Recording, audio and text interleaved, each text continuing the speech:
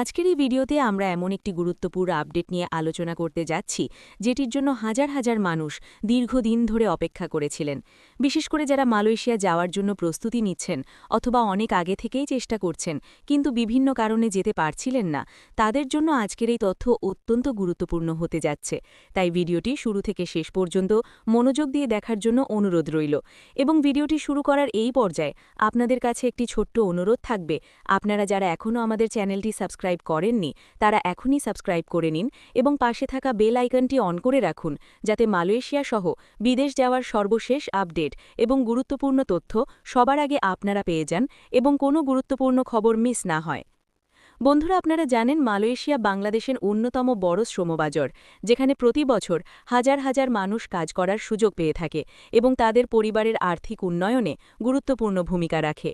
কিন্তু গত কিছু সময় ধরে বিভিন্ন জটিলতা, অনিয়ম এবং প্রশাসনিক সমস্যার কারণে এই শ্রমবাজারে একটি স্থবিরতা তৈরি হয়েছিল, যার কারণে নতুন করে অনেক কর্মী মালয়েশিয়া যেতে পারছিলেন না এবং যারা যাওয়ার জন্য প্রস্তুত ছিলেন তারাও অনিশ্চয়তার মধ্যে ছিলেন কখন আবার এই প্রক্রিয়াটি চালু হবে।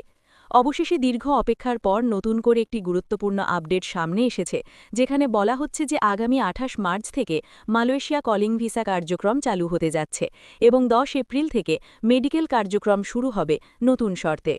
এই তথ্যটি বিভিন্ন নির্ভরযোগ্য সূত্র থেকে জানা গেছে এবং এটি নিয়ে ইতিমধ্যে দুই দেশের মধ্যে উচ্চ পর্যায়ে আলোচনাও হয়েছে।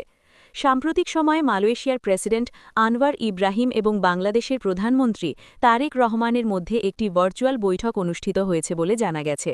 সেই বৈঠকে মূলত বাংলাদেশ থেকে মালয়েশিয়ায় কর্মী পাঠানোর পুরো প্রক্রিয়াটি নতুনভাবে সাজানো এবং নিয়ন্ত্রণের মধ্যে আনার বিষয়টি নিয়ে আলোচনা করা হয়েছে। সেখানে স্পষ্টভাবে বলা হয়েছে যে ভবিষ্যতে যেন কোনো ধরনের জালিয়াতি বা অবৈধ উপায়ে কেউ মালয়েশিয়ায় যেতে না পারে, সেই বিষয়টি নিশ্চিত করার জন্য কঠোর পদক্ষেপ নেওয়া হবে। এই বৈঠকের আলোচনায় আরও বলা হয়েছে যে অতীতে কিছু অসাধু দালাল এবং অবৈধ এজেন্সির কারণে অনেক কর্মী প্রতারণার শিকার হয়েছে। কেউ ভুয়া ভিসা নিয়ে সমস্যায় পড়েছে, আবার কেউ অতিরিক্ত টাকা দিয়ে ক্ষতিগ্রস্ত হয়েছে।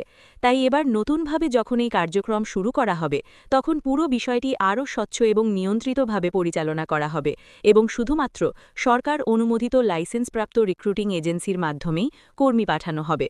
বন্ধুরা, এখন আসি নতুন শর্তগুলোর দিকে। নতুন নিয়ম অনুযায়ী প্রত্যেক আবেদনকারীর কাগজপত্র আরও কঠোরভাবে যাচাই করা হবে।